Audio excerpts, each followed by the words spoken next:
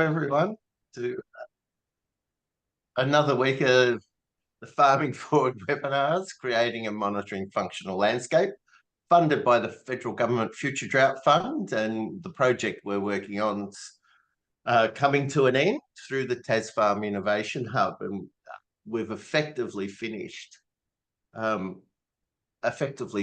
the report, and I've just grabbed the background out of it and stuff. So if you've got any paid work, although I think Celia's going on long service leave, if you've got any paid work, let me know, because we're going to be in between projects.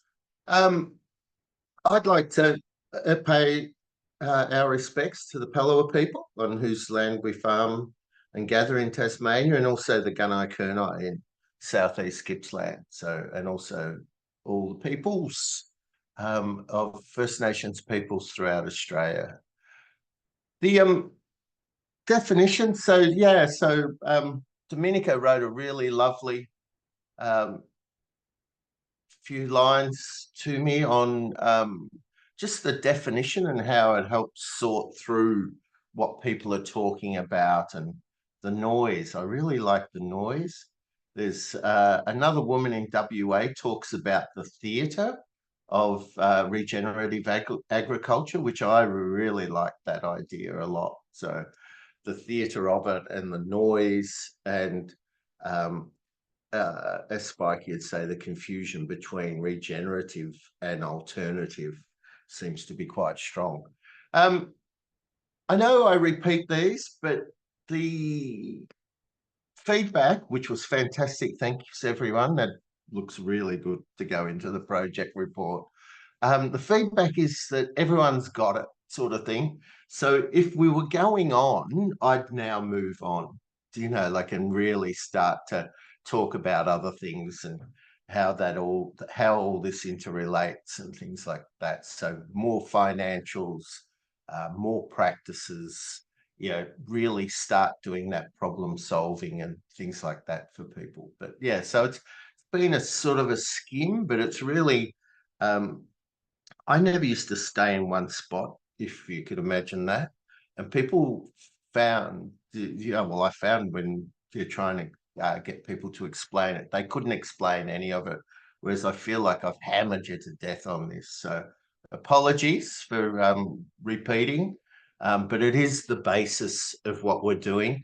And it's a great filter for what we're talking about. So if you want the land to be stable, infiltrate water and nutrient cycle nutrients, then that's the foundation of biodiversity, because that's what we're trying to do, increase biodiversity above and below ground with a focus on grasslands and pastures. So, but the same things apply in whatever you do, whether it's cropping, vegetables, which is a really big thing. We should be getting onto that.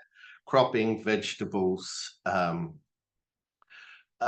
forests, bush, whatever it is, they all rely on having a soil surface that's stable, infiltrating water and cycling nutrients. There's still a lot of confusion. On the one of the forums I'm on is the Regrarians, and Darren posted about sort of putting the pastures between the trees on the key line, and it's beautiful stuff. I really like it.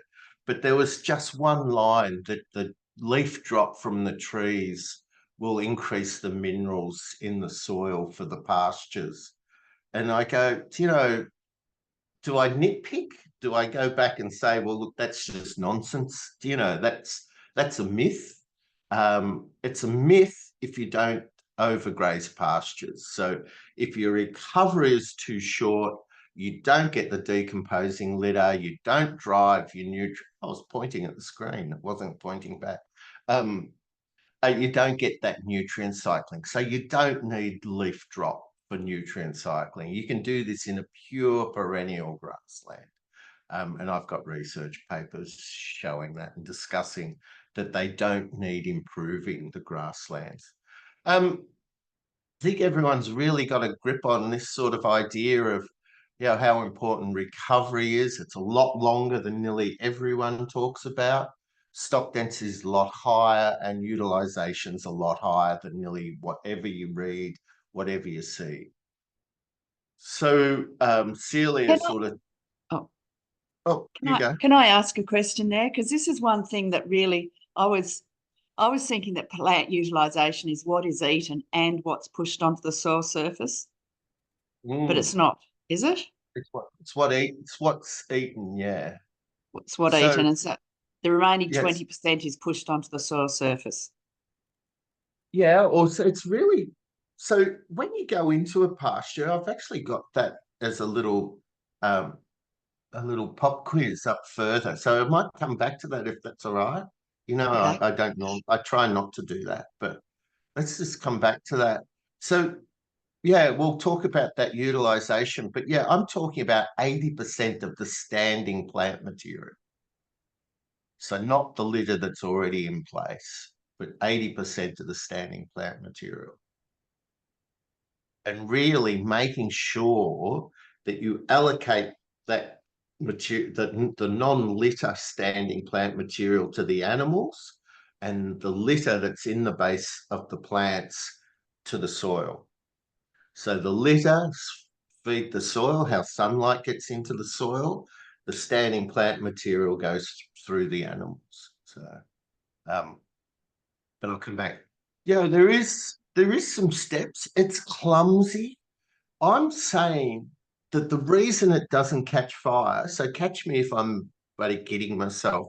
The reason this doesn't catch fire, because I never see it not work, even though it's always no matter which farm I go on, no matter which farmer anywhere in Australia, I can always make their paddocks better. The It's a big call, isn't it? So that includes everyone that you'd know and people that I've worked with and all that sort of stuff. Um, Through those safe to fail trials and doing it out that. But the problem is, I'm thinking it's not really, they have that minimum viable product idea. It sort of needs a lift into that automation, that being able to get so the moves are easy. So just the one Penza Grow um, fence lifter that I thought I'd broken because it got frozen, and it took me 2 weeks to fix it sitting in front of the tally. But let's not record that in case I want to get a claim on it. Yeah, and then I go, oh, I do remember that, but I hadn't thought to check, is it going to be frozen in the morning? So it had gone off at 7:30 and wrapped itself round and done all sorts of things. So, but it's back going, but it just saves me a trip plus 2 hours. So if I go down, it'll take me half an hour to set things up, and then I've got 3 hours before I'm back, sort of minimum, depending on how much grass is there and all that sort of stuff. So the fence lift is fantastic. The animals is a really big issue, and things that it's not easy to get it coordinated, and that's why that strip fencing, the cells, I've never been able to get them to work. Too much work, hard to fence across them and get the areas right.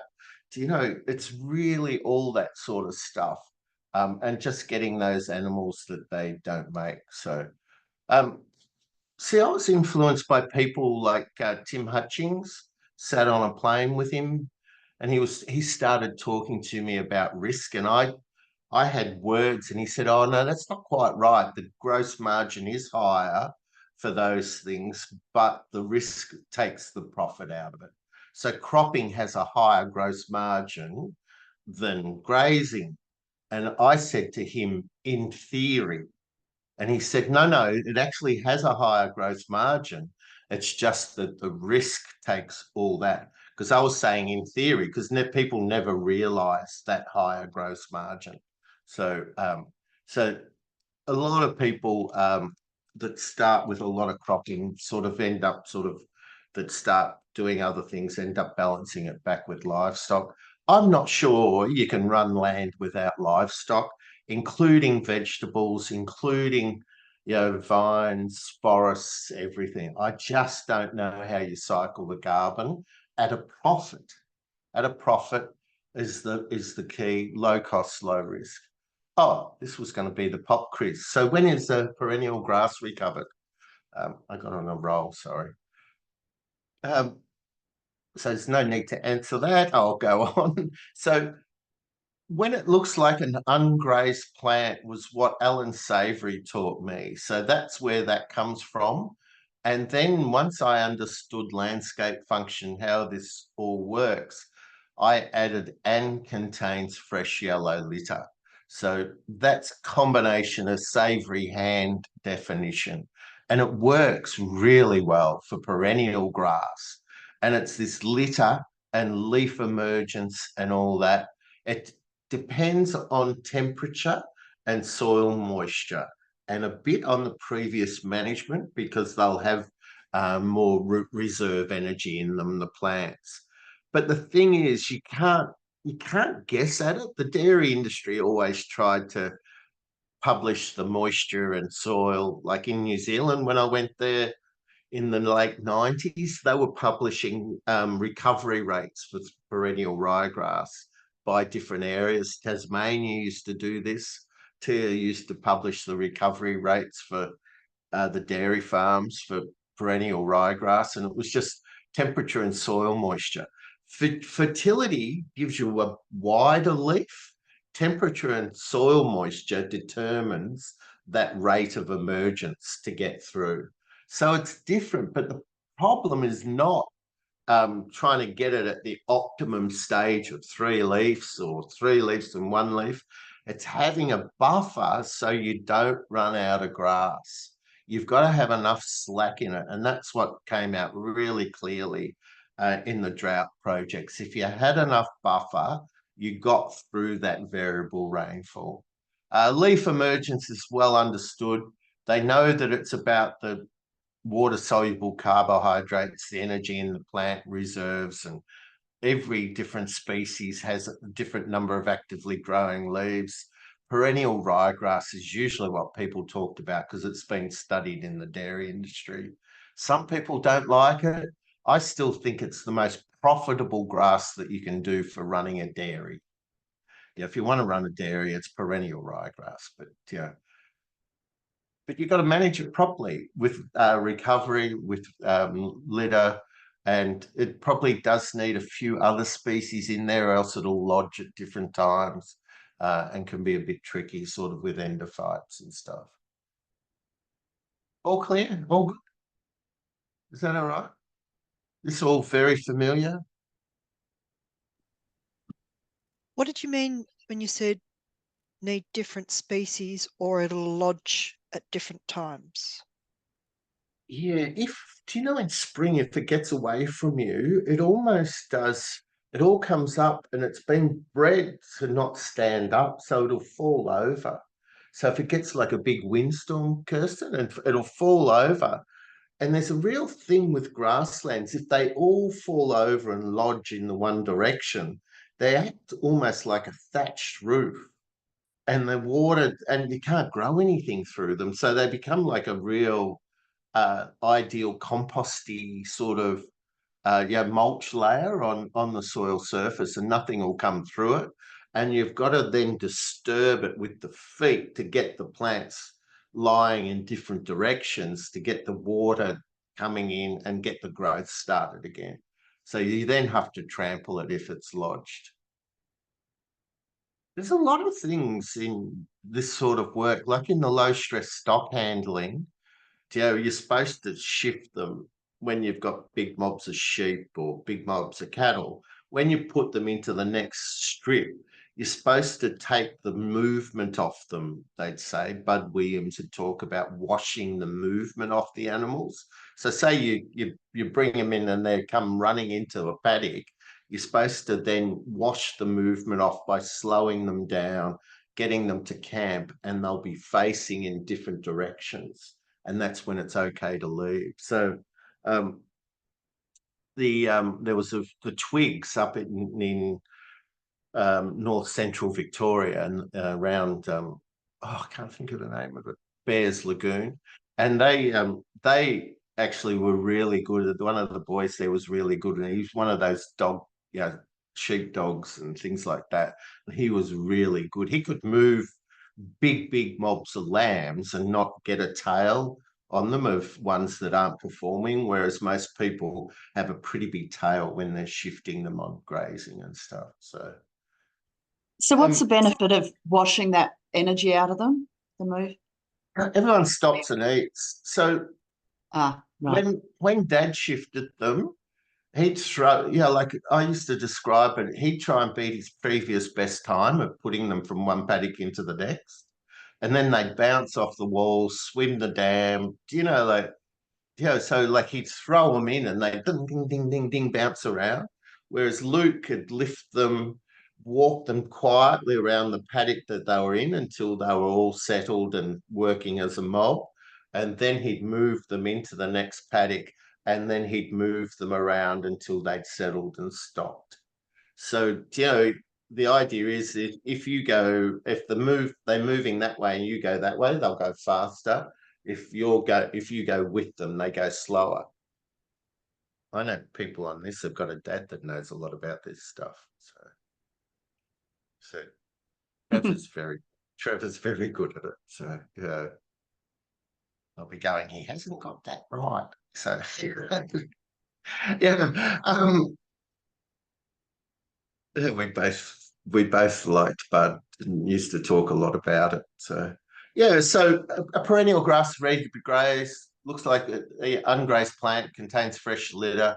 Then we want to graze it severely. This is out of Ellen's book. This is what I don't understand. That's a severe graze. Do you know, like that's the sort of graze I'm talking about, Celia. Can you see my red thing? Yeah. So this is out of his book. But it was one of the older books.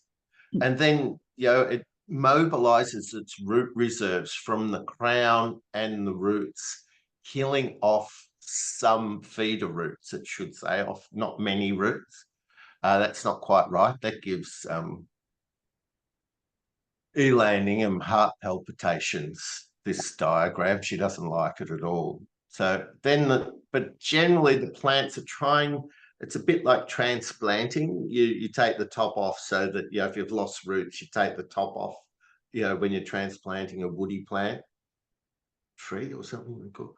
Or bush, and then it starts to use that energy to regrow the roots, and then it becomes energy positive and now capturing enough sunlight to start putting the energy back into its roots.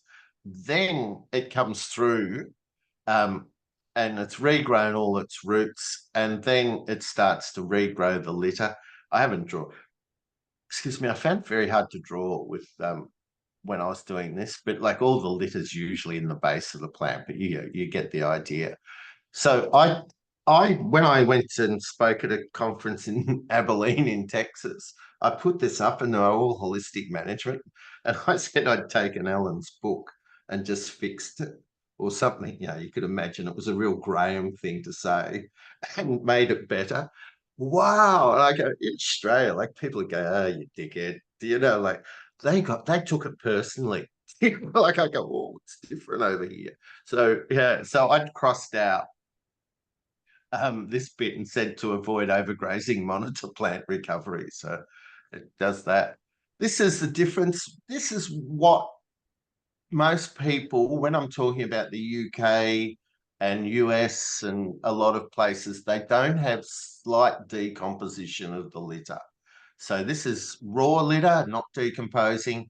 This is composting or decomposing litter. So the animals, we need to get more animals like this cow, not like this cow. We need that high sexual dimorphism, and we need bulls that have not a lot of height, but they've got a lot of weight. There's not a lot of air under them, and that early maturing.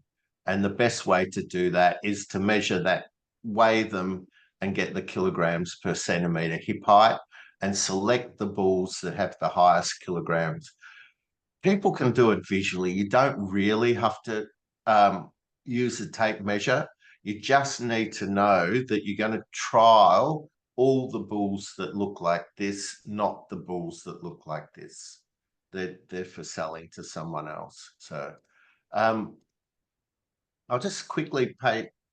I wanted to get up further. Oh, okay, get that to go. Don't hit the fence.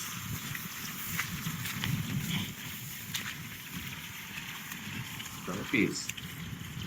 So we've had a fair bit of rain, and it's so just lifting up the fence.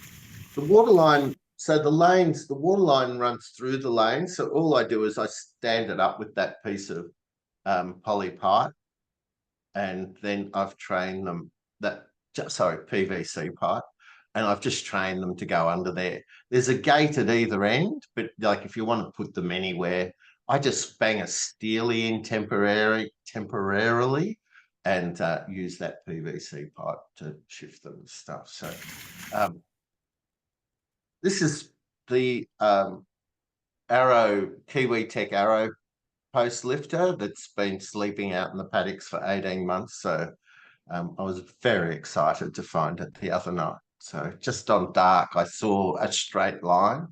I pulled it out. It was in under all that grass. So someone had put it down. I'd forgotten to pick it up. So I'm doing a thing where I'm just going to narrow the race for the calves, and just trying to work out if I could weld, or I had a friend that could weld for me, I'd probably put some pins across from these to this one, so across, and just be able to narrow it. But I haven't been up to see Stephen Hobbs. So yeah, yeah, that's all I've done is tied it up with rope with those pine posts, and it's fine. I've just put a chock in down the bottom.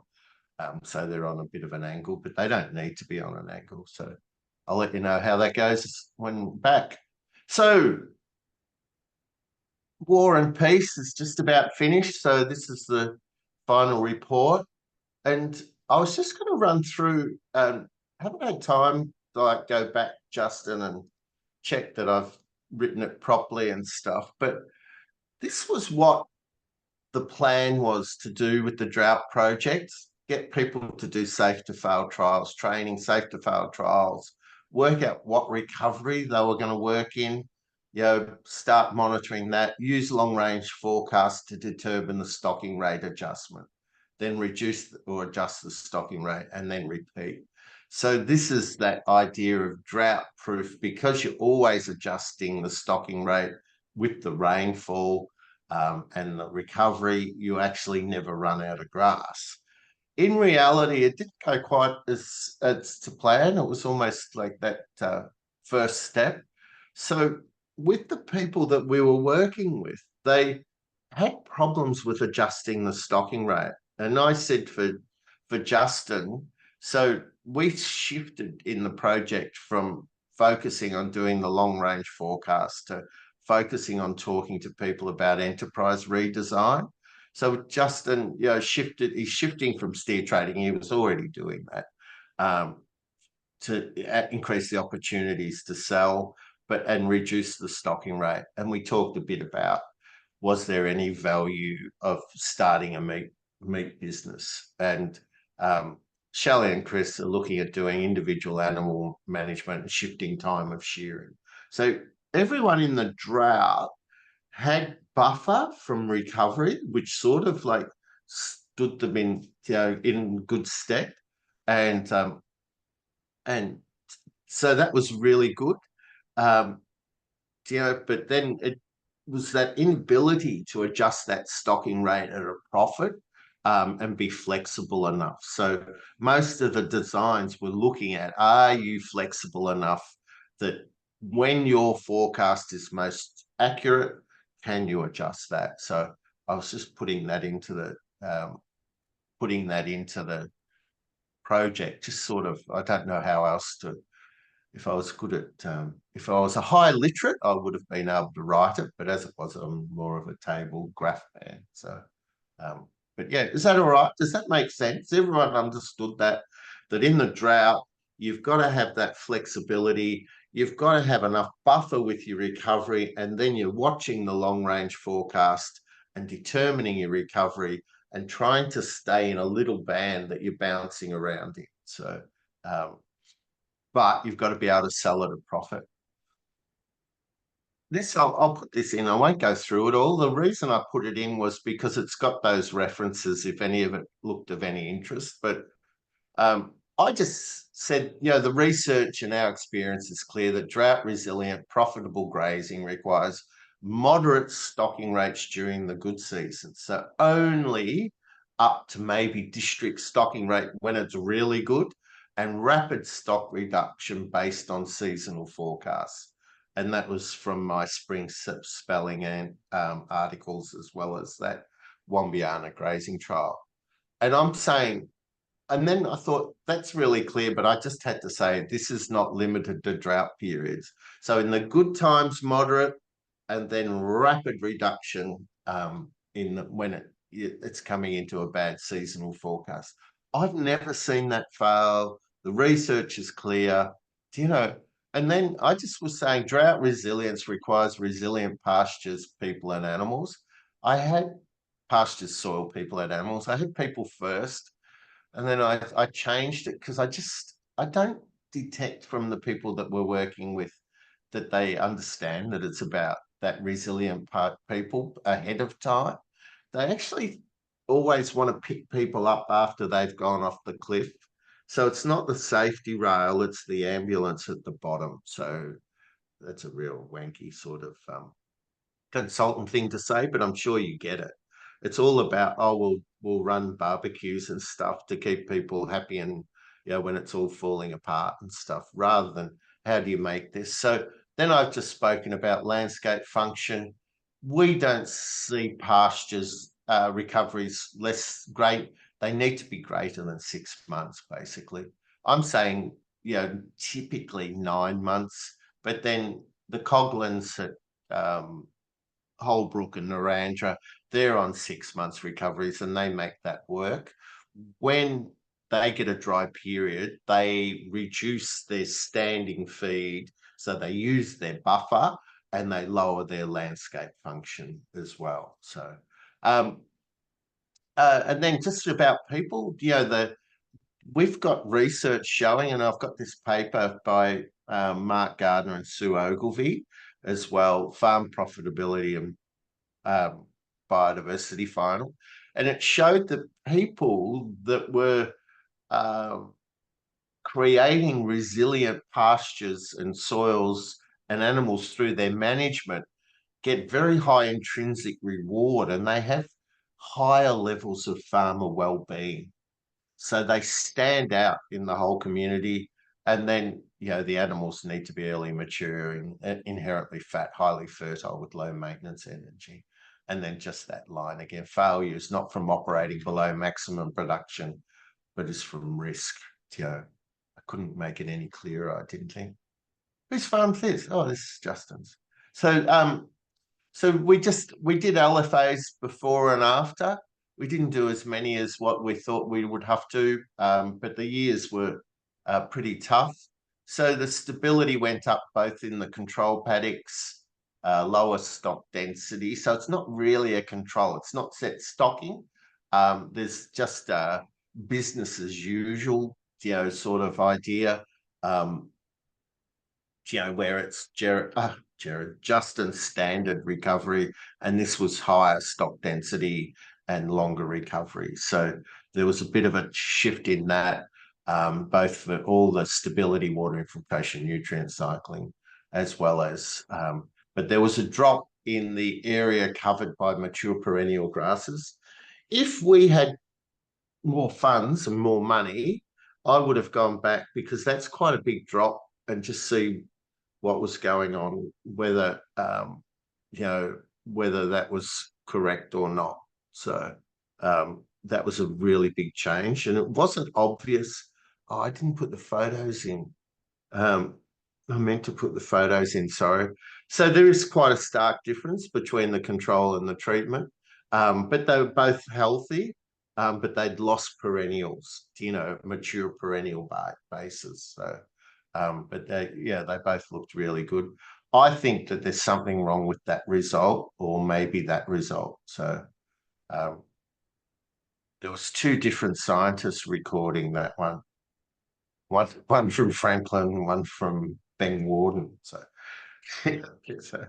so we'd have to just check. Like if you were doing your PhD, you'd have to go back and check what's going on there. So we need to put a note after that, Brian? In the No, just leave it. okay. Yeah. I think that's just going to be confusing for them. So it sort of fits with the story and the narrative. I'm saying let's just say it's true until we get more information. But it fits with tough rainfall times from June of last year until when June of this year. It was about 12 months, wasn't it, Justin? So yeah. So but I'd go back and check that sort of thing. Been working on this and been working with Spikey and stuff as well on it, and just trying to get that idea. It's not working for everyone. Um, I think I thought this was a breakthrough, the profit through increasing production. It actually says what people are trying to do. Whereas this one I thought was pretty good, but that doesn't work for people very well. But in truth, I think what I like better is this profit through decreasing the cost of production. So, or eliminating inputs. So one of those is going to be what sort of, it's going to sort of, I've been trying to do lots of them, hoping that they all magically merge into something very good. And then because I've been doing that, then Spikey, this was her slide, we started going backwards and forwards with different ideas. So, she was just sort of being clear on this, buying more land, more fertilizer. And then I found this a bit jarring because I don't think of people more money in bank but lower profit rate. But there is 10%, 15, maybe 20% of farmers do make more money by increasing production. So the guys that are really good at the conventional ag do make a lot of money. In that top percentage, they tend to be incredibly good managers.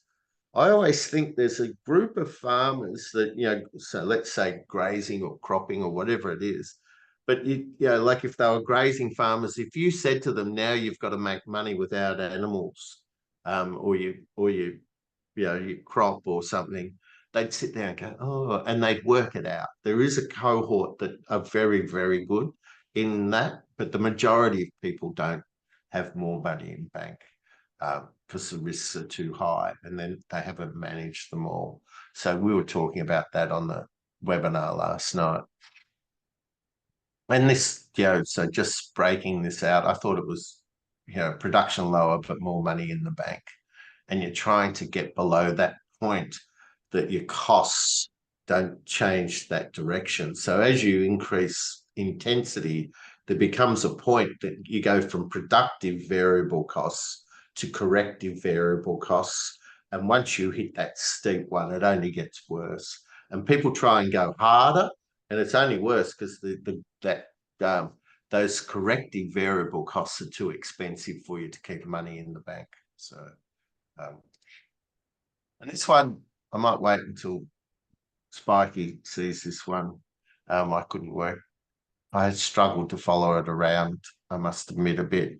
But it was just that process of what we were talking about was more than one arrow. And, you need to know what your cost of production is, and then, if you've got a high cost of production, then decrease it. If you've got low or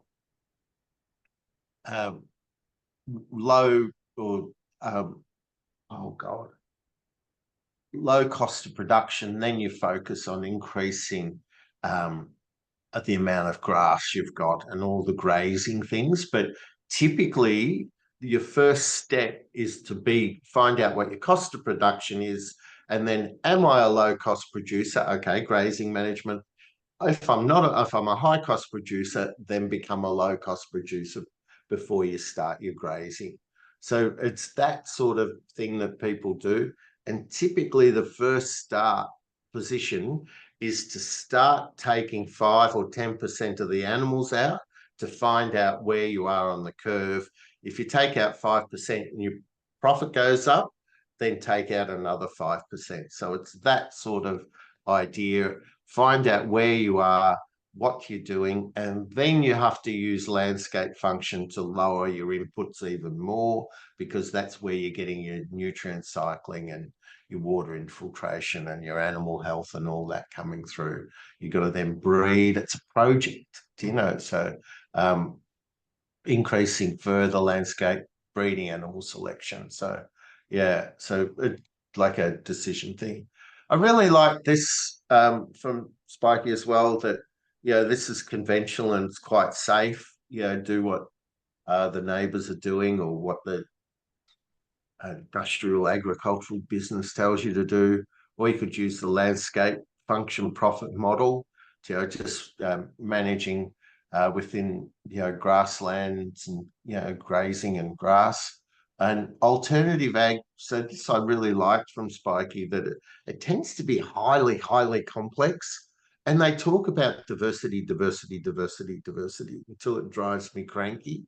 The most profitable people I see tend to, if you don't have the farm stays or, you know, multiple enterprises, tend to be pretty well focused on one thing really well. But there's a limit to how much money you can make off different size properties. But yeah, like if you only had sort of 10 acres, you know, you could do well out of vegetables or orchard or something, but you'd have to work very, very hard, and the labor intensity and complexity goes up very quick. So yeah, so some of that just needs thinking through. And then these were the methods, you know, and sort of not saying whether they're good or bad, but then you use these tools. So this is another Spiky slide, so I really liked it. Any comments, thoughts on that?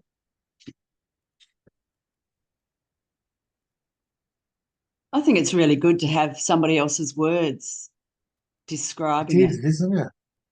Yeah. Yeah. On her email, it was just fantastic. So it was described differently, but it was just fantastic. So I think I wrote back. I can't remember if I sent it now. I intended to write back, and it was something along the lines of, oh, am I understanding it's what I've remembered? So that's probably not right. Spiky saying, am I understanding it? And I wrote back that her level of understanding qualified her for a lifetime of frustration. So that was what I meant to write. I can't remember now. I do too many things, but I think it could have gone back. But yeah, like it was like, I go, oh, Graham, that's not very positive. So, but yeah, that frustration of being able to see these things and interpret them, and also understanding, like Dominica did, that, you know, there's so much noise about all this stuff, and then I put in cover crops, and somewhere Spiky wrote, what'd you put that in for? And I go, oh, I was just trying to, that was what this question mark here for. I was just trying to give people something else to think about. She goes, oh God, she goes, now that makes it too hard. It's too much work. It's, you know, like, you know, so, but I just liked it. So she was sort of saying, stick to the grazing. And I'm going, you know, I was only just trying to be nice. I wasn't trying to win. So yeah, still looking at, I quite like this graph, and I'll just give you a bit of the context of it. still looking at sort of getting investor money for a big place to run and stuff. And these people are developing a way of measuring carbon, soil organic carbon, without having to take the soil samples, is what they're trying to do. So, but I really liked on their website that they had this graph of cost of CO2 sequestering versus the potential.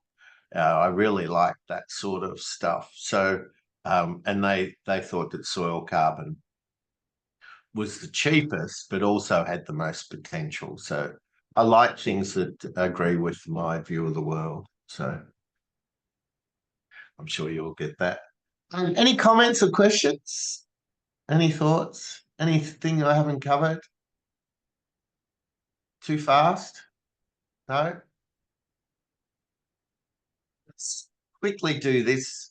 The question on this, the Great American Poisoning, was, do you think this orangutan's in the wild or in a zoo?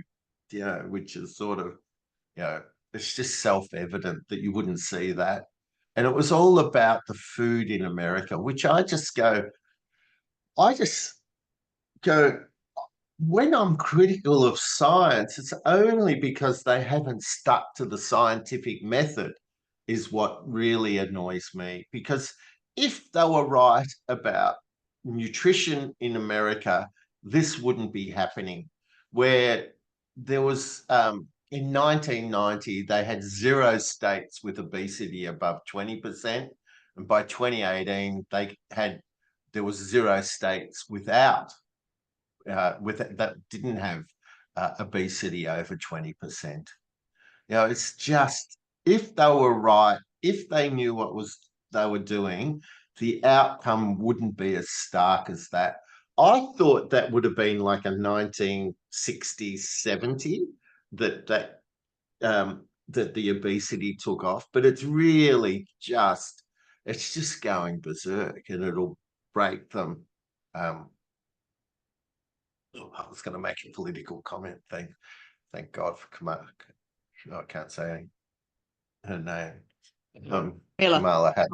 Camilla Howe. No, that's not right, is it? Kamala. I think they say it, Camilla. Is what I've been Camilla. trying to catch it up as well, but Yeah. it's yeah. Anyway, sorry, back on track. So that's what's going on. And then, even though Canada and the UK are starting to taper on their life expectancy, the US is just trending down. Do you know? I can remember reading research that showed that the average doctor in the UGP in the States didn't live as long as the average US citizen. And I go, by any measure, people should be saying, hang on, what's going on there? And then I had to go back and get the research, because the first time I said it, everyone said, oh, it's because they're exposed to infection. And it wasn't. It was from those chronic disease caused by inflammation, all that other stuff. So if your expert doesn't live as long, I'm really skeptical, do you know? So, but that's just looking at the outcome. And then I go, oh, you just don't, people tell me I don't like doctors and all that sort of stuff. So, But this Graham, is, yeah. Yeah, just on that, there's I've read a really good book called Outlive. Yeah. And this chap, like, the focus is on, we haven't really done a lot to really improve. He says we've got lifespan, how long you're still breathing for. And then he's used the term health span, which is how long you're capable of doing the stuff that you enjoy and you like doing. In that, medicine's great at coming in after you're already diagnosed with it. They can sort of prolong, but they don't actually go in proactively, preventatively, to set up the conditions so you don't get heart conditions, that your blood vessels are good, that your respiratory system's not fucked, that your digestion's good. And it's yeah. Sorry. I think that, again, it's like that, ambulance at the bottom of the cliff, isn't it? Not the safety rail. They're not into it. Yes, very Then, much. you know, there's just this research that was funded by General Mills and all the big, food companies and stuff in the US. And they come out with this stuff. So Cheerios are better for you than meat or cheese or egg fried in butter. It's just ridiculous. What You the know, fuck? it's good. It's good if you like. It's good if you like Cheerios and stuff, or chocolate covered almonds. I think that's a good thing. But the reality is just not there, is it? So, in here, it's just, it's just, I don't know. This is why I get annoyed and I get told that I'm not being scientific because I don't agree with the industrial agriculture. So it's really the contrast between those. But down here, this is usually what gets people. So egg whites cooked in vegetable oils are more healthy than a whole boiled egg.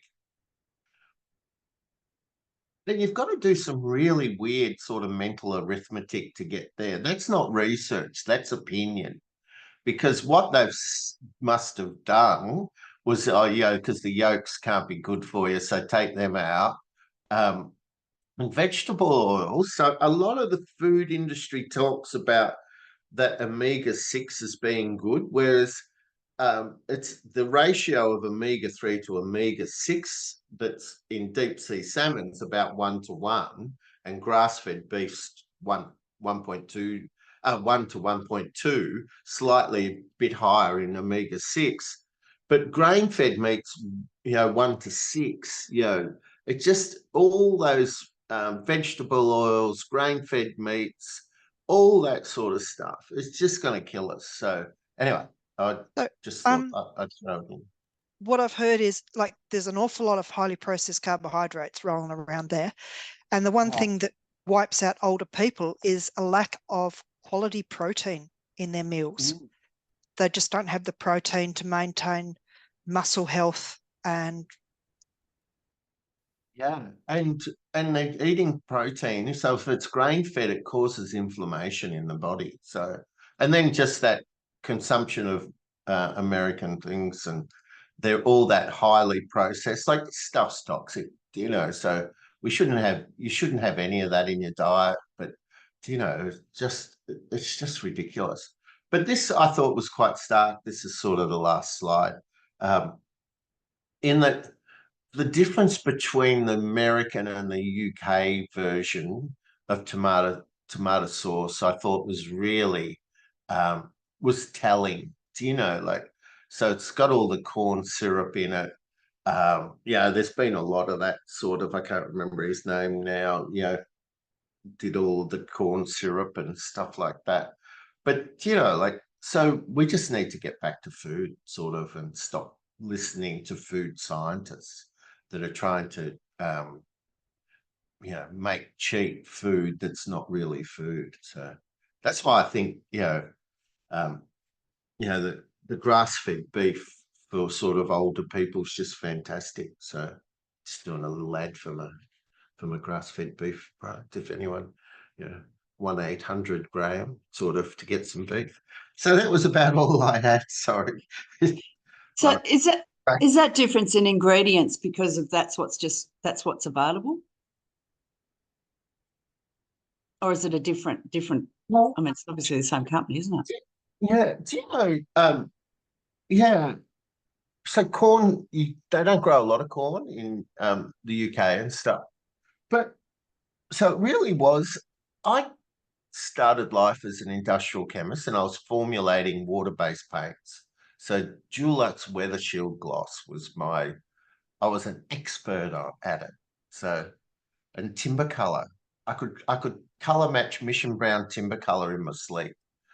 And I went and had dinner with my boss when I reckon I was about 23, 24 at in Glen Waverley, and it was right at the time. It was right in an outer suburb of Melbourne, and he had a house, and I could see the future. this was where I was going to end up, in an outer suburb somewhere if I stayed at Dulux Paints. And I just went, you've got to get out of here. Like, so I could see the future. And but what we would do when we were formulating it, you need a plasticizer to soften that acrylic latex so that it'll actually form a film when you paint it onto the wall. And you'd have a list of plasticizers and you'd tend to pick one that was cheap. And then you'd go and look at the material safety data sheet. Oh, yeah. And you'd find out, oh, it causes cancer. I remember putting it in. So this was when I was about 21, 22. I put it in because it was cheap. Do you know, like, and I go, yeah. And the boss said, yeah, no, you've done a good job. So you got rewarded for how could you make it cheaper. I formulated a Mitre 10 timber color, water-based timber color. Sorry, Mission Brown timber color thing. And all I did was keep putting water in and thickener to thicken, so it was the same thickness as the normal paint. Just kept putting water in until it was cheap enough. And they go, oh, that's great work. And I go, so there was something not satisfying my soul, I must admit, at the time. But that was when I was doing becoming an industrial chemist, and we did it part-time, 4 nights a week. And then once I got that, I just left and had my qualification and just bolted. So it was a cadetship thingy. So yeah. So did I answer properly? So when you go into a paddock, you'll have standing plant material, maybe green or dry. Let's say it's green, and you'll have litter from the leaf emergence rate in the base of the plant. There's the litter. And then, so you eat 80% of the green, and you don't pick up the litter. You don't have them picking up the litter. You add that litter to the litter layer because the soil's always eating the litter. So you've got to keep feeding it every time you go in. So the purpose of grazing is to increase that landscape function by always having the litter adding in. The reason that there's no litter and landscape function in the UK and the US is because they're not doing that. What they try and do is when it dries off towards the end of the growing season, put it on the soil surface and make that the litter. That's what they think they can do. So they can graze it, all through the growing season, never grow any litter, and then just put it on at the end. And it doesn't work. I tried to do it for 10 years. It doesn't work. It doesn't produce enough litter and enough litter of enough lignified so that it's going to stay there for long enough. So you can't, if you're looking at that 3-leaf ryegrass, you can't go to 4 and that litter's not lignified enough. That's why your 3 months disappeared at Oakhampton. It's just not going to stay there because it's not woody enough. So when I was talking to David Tongway about this, he thought you could only use bark and leaves to get moderate decomposition or visible fungal attack of the litter. You wouldn't get it in a grassland because they were coming around, all the people, because people tell you that they're doing the right thing. And that's why I keep saying it's not the right thing if it doesn't have that building landscape function and litter. So is that all right? Was that a good rant? That made sense. Yeah, that's good. What are you saying? None of the other stuff did. Is that what you're saying? I heard what you were saying. Oh, thanks everyone. So the next week I'm in WA, and so we'll skip a week. But then if you have any burning things, anything you really want me to cover, cover it again, whatever, just send it, email it through, or let Celia know, or whatever, and then we'll go from there. Cool. Very good. Hope that So was see okay. everybody on the 7th, Wednesday the 7th. Okay. That's good rather than Wednesday week. So. Yeah. Right. Okay. See you then. Cool. See ya. Thanks, Graham. Bye-bye. See you See you. all. Bye-bye. Bye. Bye.